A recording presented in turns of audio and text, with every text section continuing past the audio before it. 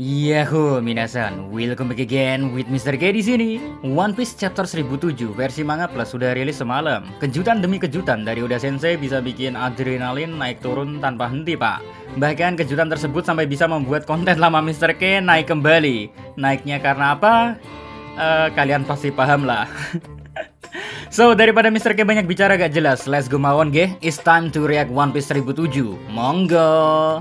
Oh iya, mulai dari chapter 1007 ini sampai One Piece chapter tamat ya, style react Mr. K akan sangat berbeda dengan sebelumnya. Anggap aja ini leveling up, oke? Let's go!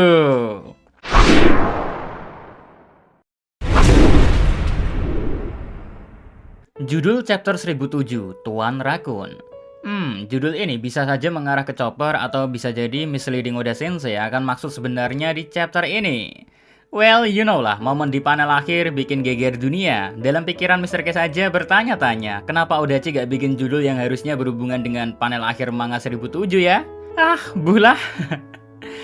Lanjut ke bagian cover judul diisi Caesar Clown bermain balon ditemani para penguin. Seperti biasalah, ini hanyalah cover request dari fans. And now ke menu utamanya. Chapter dimulai dengan adegan menarik yang ditampilkan oleh kakek Yo. Ternyata kakek Yuguru itu kuatnya bukan main kalau udah mengerahkan seluruh kemampuannya.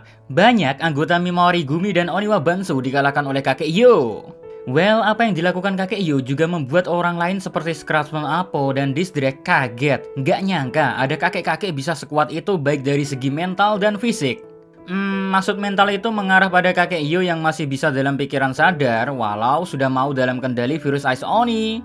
Ya, walaupun virus tersebut gak bisa dikendalikan kakek Yo lebih lama lagi sih. Mengingat saat ini setelah mengajar banyak Mimori Gumi dan Oniwa Bansu, kakek Yo duduk santuy, pasrah akan nasibnya yang akan dipenggal oleh Yatape. Hal yang sangat berat memang bagi Yatape untuk membunuh sosok yang sudah dianggap sebagai orang tuanya sendiri. Tapi mau gimana lagi kan, gak ada pilihan lain bro. Untungnya sih keajaiban datang di momen yang saat tepat. Seperti yang kita tahu sendiri, saat Yatape melesatkan katananya ke leher kakek Yo, Chopper datang tepat waktu. Menangkis katana Yatape dan langsung memberikan penawar untuk menyadarkan kakek Yo. Yang bikin Mr. K cukup kaget itu penawarnya ternyata bukan vaksin bro, melainkan virus yang dibuat oleh Chopper mengandalkan sampel vaksin dan virus Ice Oni milik Queen untuk melawan virus Ice Oni. Hasilnya pun sangat luar biasa, semua orang di lantai pertunjukan bisa disembuhkan, mengingat cara Chopper menyebarkan virusnya lebih efisien daripada Queen. Kalau Queen dengan peluru, Chopper dengan gas guys. Siapapun yang menghirup gas otomatis sembuh dari virus Ice Oni. Jadi teringat momen Panghazard banyak gas-gas berkeliaran.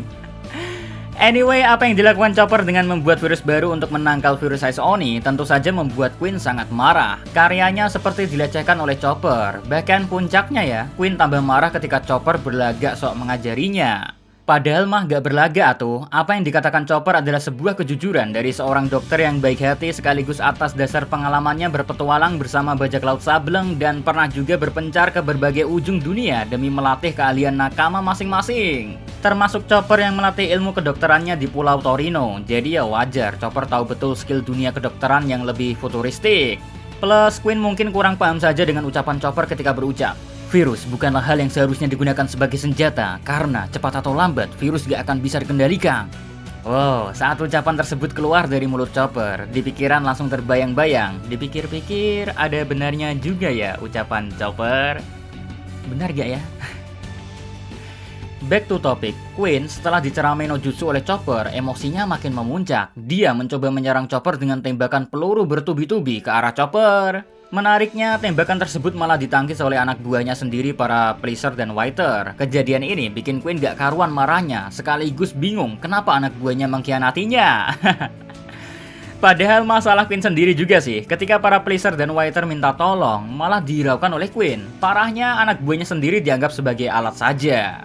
Simpelnya sih, Queen gak bisa memanusiakan manusia, jadi pantas dapat ganjaran dikhianati anak buahnya sendiri. Lagi pula bukan tanpa alasan para Pleaser dan Whiter berkhianat. Mereka berkhianat karena lebih memilih mati demi melindungi orang yang telah menyelamatkannya daripada mati mengabdi pada Queen yang sama sekali tak punya empati. Oh, nice. Peran Chopper di Wano kali ini makin penting saja daripada si Koki Mesuk. Kalau lihat Chopper seperti ini jadi tambah yakin bounty-nya wajib naik. Udah terlalu lama sih Oda Sensei membiarkan image hewan peliharaan di SAP Crew dikenal publik gara-gara bounty cepet. So, sudah saatnya nilai bounty chopper naik gara-gara peran yang diambilnya dalam menumpas virus Ice Oni. Apalagi ditambah aksi chopper setelah selesai menghandle virus Ice Oni, rusa kutub ini langsung berubah jadi mode monster, menampar wajah Queen sambil klarifikasi. Kalau Chopper bukanlah rakun pada semua orang yang ada di sini dengan sangat epic. Saking epicnya ya, kelihatannya semua orang langsung menutup mulutnya karena takut sama Chopper. Sekelas Marco dan kakek Yo saja buat Mr. K geleng-geleng melihat mereka berdua spontan merasa takut sama rusa kutub. Next, pindah ke posisi Yamato, Momo, dan Shinobu. Momen ini jadi momen yang bisa dibilang pengantar titik balik perubahan sikap Momo nantinya bakal gimana. Coba lihat aja kelakuan Momo di sini dari awal hingga jadi naga yang keluar dari dua gunung kembar putih mulus Yamato. Momo sangat frustasi akan dirinya sendiri yang tak bisa berbuat apa-apa. Momo jengkel akan sikap semua orang yang terlalu berharap pada Momo sebagai the next shogun yang akan mengantarkan negeri Wano menuju masa depan yang cerah. Harapan tersebut menurut Momo sendiri ya adalah omong kosong belaka. Momo pun sadar diri, dia hanyalah seekor belut, bukan naga yang sebenarnya.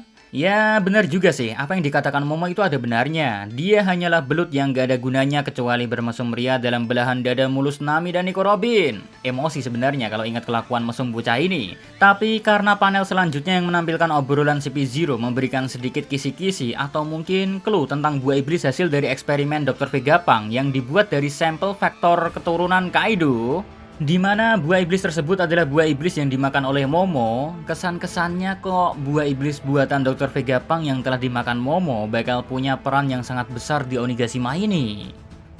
Memang di sini CP0 menyebut buah iblis buatan tersebut menurut Dr. Vegapunk adalah kegagalan. Cuma rasa-rasanya sulit hati ini menerima kalau apa yang dibuat Dr. Vegapunk adalah kegagalan. Apalagi kok momennya pas gitu, saat Momo merasa kesal akan takdirnya hingga menjadi belut, lalu kok malah Odachi nampilin CP0 ngomongin kekuatan buah iblis yang saat ini dikuasai Momo.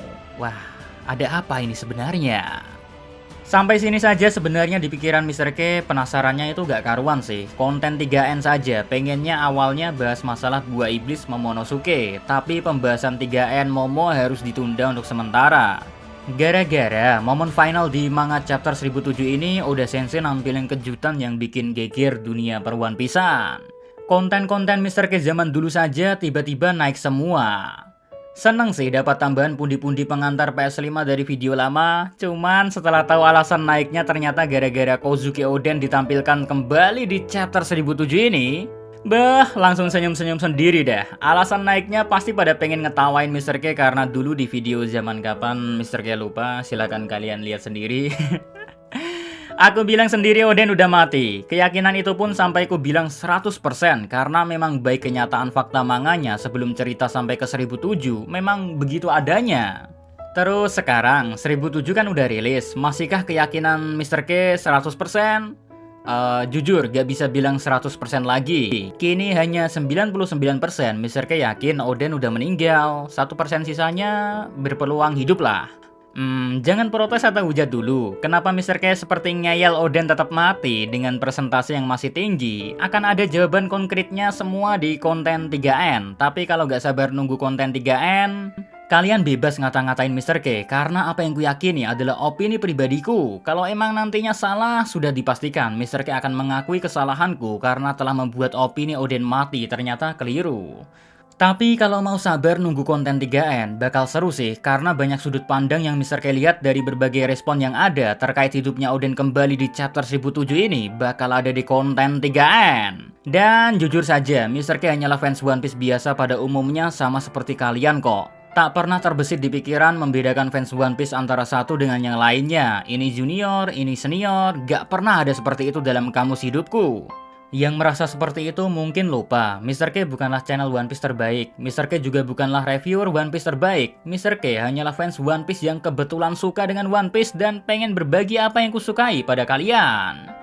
Cuma ya mau gimana lagi, sebaik apapun seseorang tak akan bisa membuatmu disukai semua orang. So, terkait panel bagian Oden tampil kembali di chapter ini, Mr. K gak akan bahas lebih detail karena sengaja kusimpan di konten 3N. Mumpung One Piece chapter 1008 libur kan, jadi konten 3N bisa digarap dengan efisien.